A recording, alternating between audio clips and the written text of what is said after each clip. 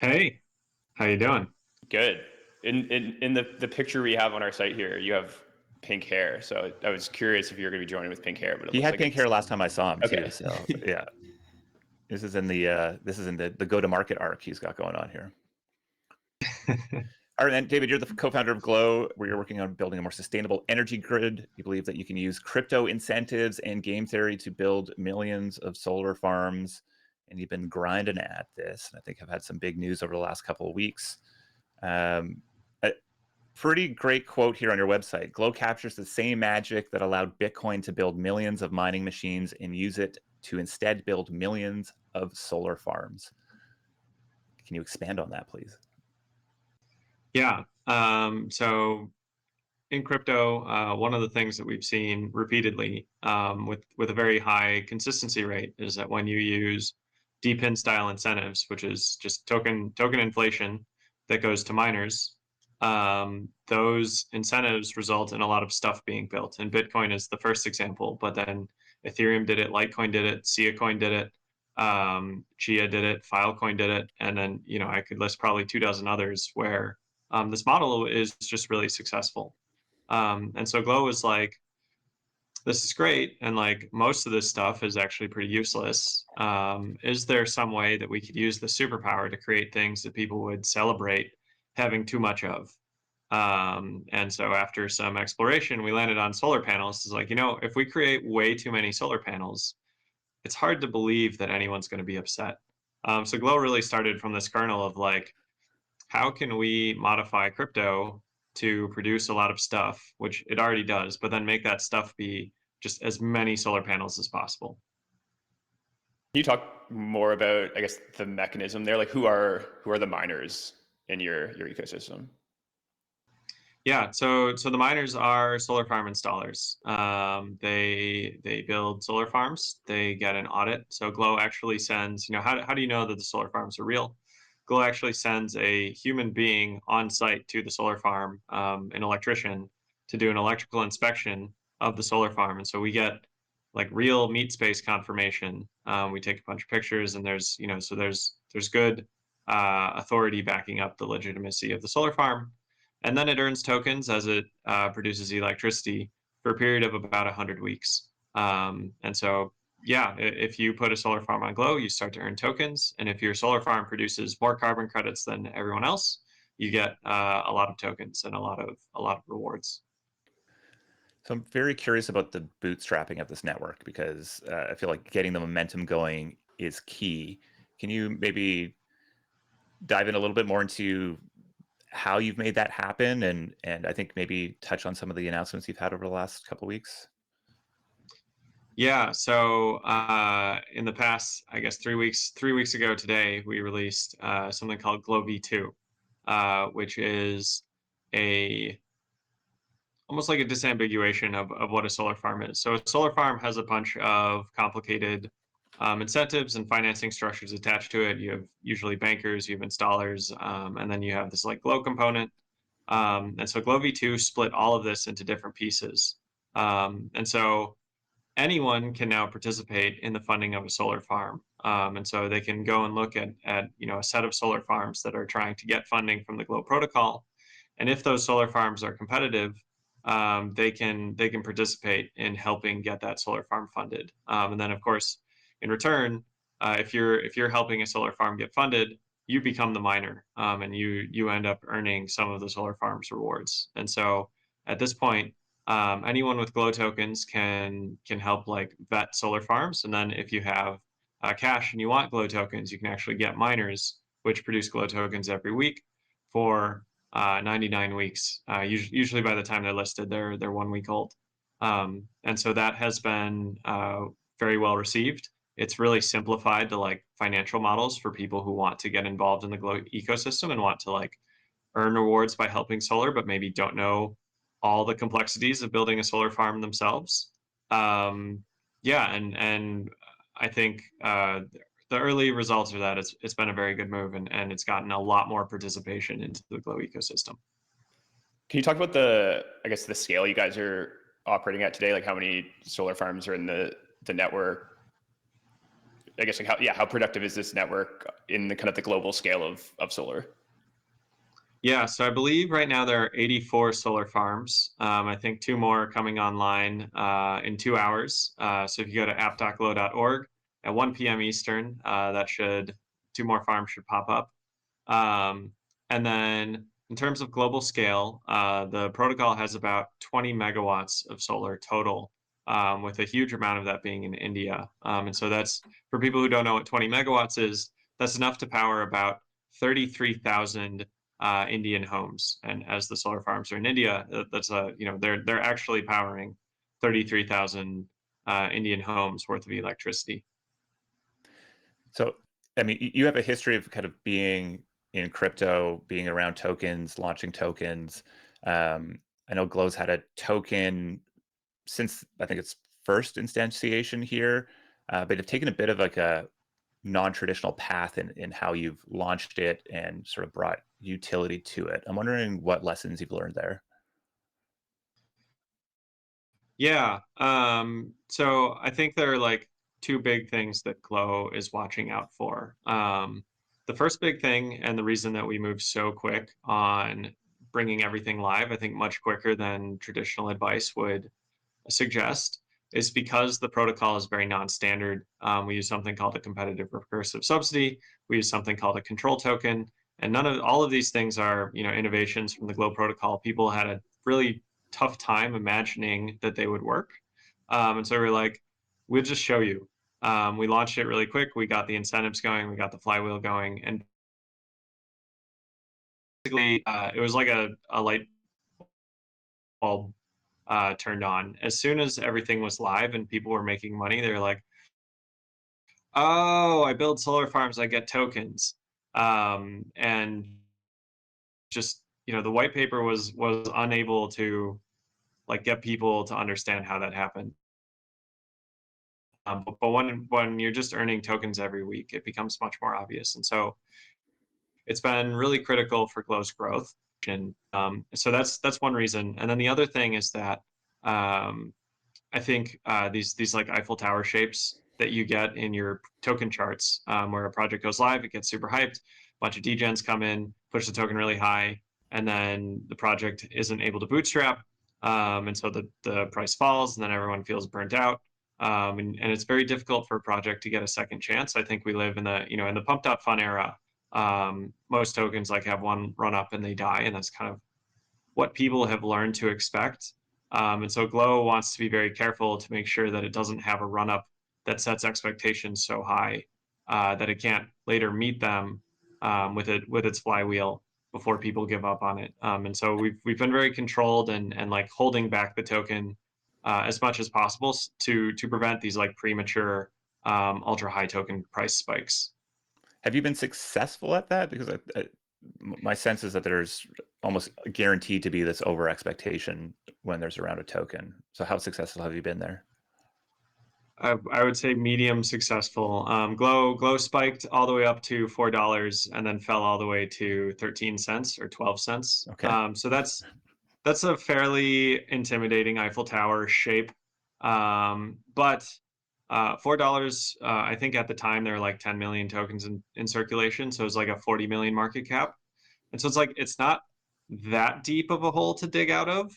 Right. And I think if it had gone to $10 or $20, which it easily could have, if we had had broader adoption, we had less than 1,000 people bought the token, and they ran it up to $40 million market cap. So if we had opened the floodgates and had like 10,000 or 100,000 people come in, I think we would have ended up in a very difficult to escape position.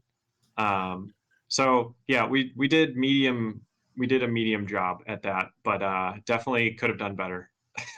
I'm curious how you think about that. Yeah. Or go, Jess. No, I just wonder if you can. I mean, I think this is just a dynamic of launching tokens. The Totally. willingness of folks just to sort of let their imaginations run wild around a big vision like this, and then, also I think watching how hard it was for people to kind of, I would say, okay, you have 1,000 people that bought the token, 5 maybe understood the model that you're trying to go build. That's maybe 100, maybe, and so I would say probably like 15. yeah, okay, there you go. Yes. Like, so yeah, I mean, what is the kind of smooth brain narrative you want people to look at your token through? Like, you have Bitcoin as kind of the store of value. I think a lot of L1 tokens are kind of this money narrative, and then you have a lot of DPIN or the new class of tokens that are kind of economic alignment with some business. And I feel like you're kind of straddling a few of those. So I'm curious just what frame you look at the token through.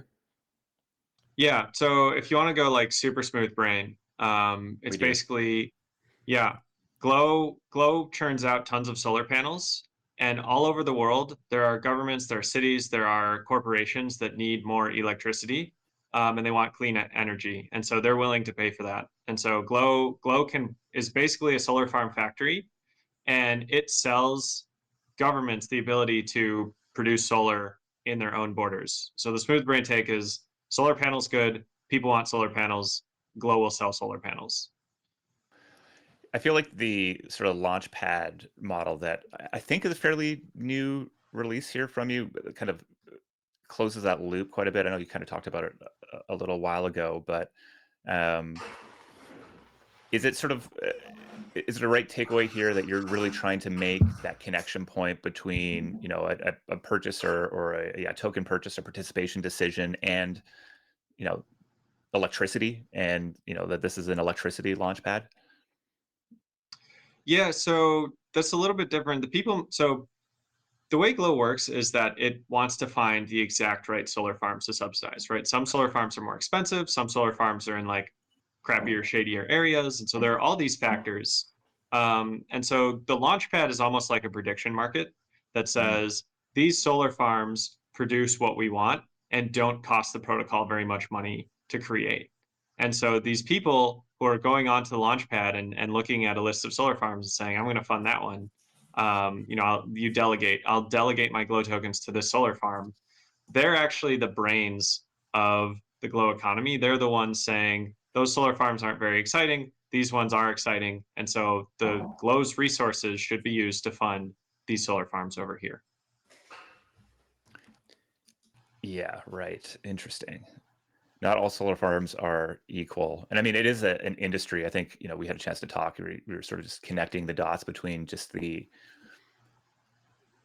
skeeziness of some of the stuff from like the way it's sold in some ways, to the hype, to the opacity that's kind of around some of the carbon credit markets that are part of the economic models here. So I think it is very interesting that you're tapping into a smart crowd through their own independent individual economic calculus here. Yeah, exactly. David, yes. Sorry, go ahead. I was just going to say the people who are going to perform best on delegation, right? As a reward for delegating, you get Glow tokens, and the more you understand the dynamics of what makes a good solar farm, the more you're going to earn as a delegator. The better you're going to do in that field. So our producer said you had a take, maybe it was a tweet, about crypto potentially being useful to incentivize people to have more babies, and I'm very curious about that. Yeah. This was in another podcast where he just asked me to go like, crazy idea, blue sky. He wanted to hear the craziest idea ever. And I think I want to caveat it that I think DPIN's not ready. And so if you think about using DPIN to incentivize people to have more babies, there are lots of ways that this could turn very dystopian. And so I don't recommend that someone go and make this startup tomorrow.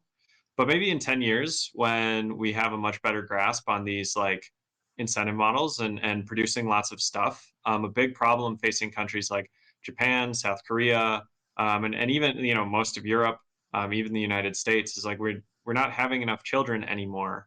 And so you could imagine a DPIN where you're like, the revenue model is you do a deal with the government, you get a percentage of the tax revenue from these children, and then you have investors going out and like incentivizing citizens of the country to have children somehow. And so you get this very like privatized push for babies. And again, your mind can go to very dystopian places very quickly. Just did. But yeah, absolutely. So we have to be careful what demons we summon. But I do think that given enough time and maturity and understanding of how these incentives work and how we can shape society with DPIN, babies is a very interesting place to me, and maybe at some point we'll be going that direction. Yeah, my brain went to genetic engineering and I'm sure. Yeah. yeah, all sorts of crazy things. I mean, maybe there's because incentives, right? And you think of, to me, one of the most exciting things about crypto, regardless of whether it's at its highs or its lows, is just the number of economic experiments that are flourishing, right? We just go from papers to thousands, hundreds of thousands, maybe even millions of economic experiments, and the learning loops there are just so much faster. And it is interesting to think about how slow and ancient the incentive mechanisms that we have at the state level are. So I think DPIN as a I don't know, man, just the inefficiency. So Canada, trade war, billions of dollars to car manufacturers wanting to move. Like, all these things are just so captured, archaic, and ineffective that you got to figure there's some better way to go do it. And I don't know. I like to believe that crypto incentives might play a role here, thoughtfully, of course. Yeah, I mean, and I think that might be the other smooth brain take for Glow, which is that governments are like, they're medium good at subsidies and incentives. And Glow, I would say, is world class good at subsidies and incentives. And so you go to somewhere like Germany, and it's like, hey, Germany, you're spending billions of dollars a year to get more solar into your country. Glow can 10x the effectiveness of that cash. And that's something that generates a lot of revenue for Glow. It generates a lot of value for the country of Germany, and potentially leads into, okay, we did solar panels. Like, now you also have problems with manufacturing or crops or et cetera. And so Glow starts to become a tool, like the preferred government tool for moving economies around. I mean, DPIN seems like it's one of these categories that's just very much in the trough of disillusionment right now. It's not the hot thing. And yet some of the smartest investors that I know are, I mean, balls deep in it right now, have been for a while, but I think are doubling down at this point. Uh, I'm curious your take. Should we be far more bullish this category generally? Have these other projects got something wrong that we need to solve for before we really see the next big leg up? Yeah, so I think that like very early DeepIn, let's say like 2017 to 2020, like Filecoin and stuff, we had a lot of things that were wrong. It was not working very well, and the model clearly need improving. And then the latest batch, 2023, 2024, 2025, we've started to see flywheel spin. We've started to see a lot of sparks, and like nobody's gotten the equation exactly right.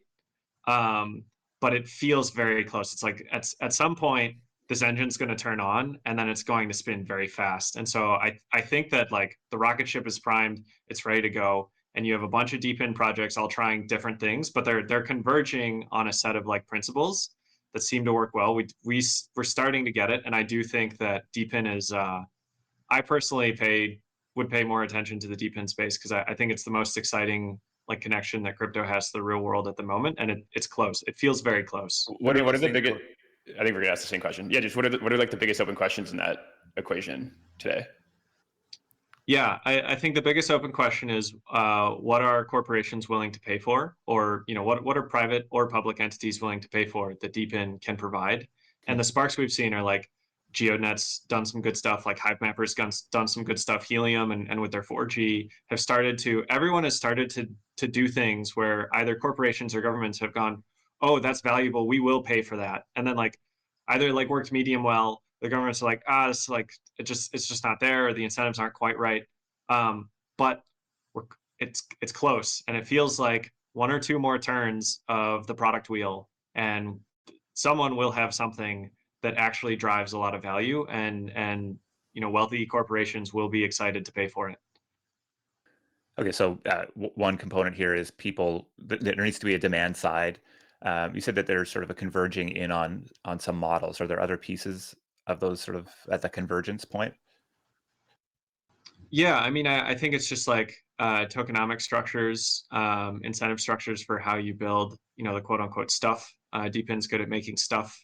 And then I think the other thing is a lot of the earlier ranks of founders were a lot more focused on like crypto ideals.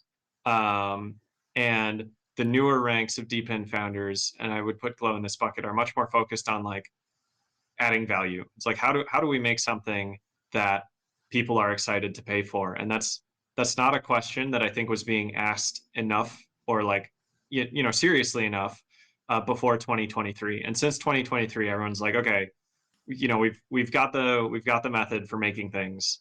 How do we make things that people want? And I think we're making progress, and it's close. So funny. It's such a crypto thing where that's like a 7-8 year process to get to the point where we're like, wait, well, but we have this token. It's like, yeah, but we don't want the thing that the token is connected to. Yeah. All right, David. I mean, it's been awesome to watch your progress here. I know we've had a bunch of chances to check in, and every single time you catch me up, I'm just like, fuck yeah, he's getting close. He's getting close. You brought together an exceptional team, and you're just clearly deeply passionate about this opportunity. So glow.org, great domain. That's a great domain. It's got the top tier domain, glow.org. It's a great site. It shows all sorts of data. I think the audits. It's this project that it's worth spending the extra couple turns on to kind of understand it, whether you want to actually participate or not. I think you're right that there's something. I mean, anytime the entire sheen is off an industry, and yet there's things that are working there, and teams that are just continuing to iterate on it, probably worth paying a bit closer attention to. It's definitely got my interest a lot more over the last month or so than at any time in its storied history. So wish you continued success. I think you said you got a couple things coming out at app.glow.org in a couple hours here, and yeah, go give it a check it out, people. Check it out, glow.org. David, thanks for hanging out with us today. Absolutely. It was my pleasure. Amazing, man. See you, dude.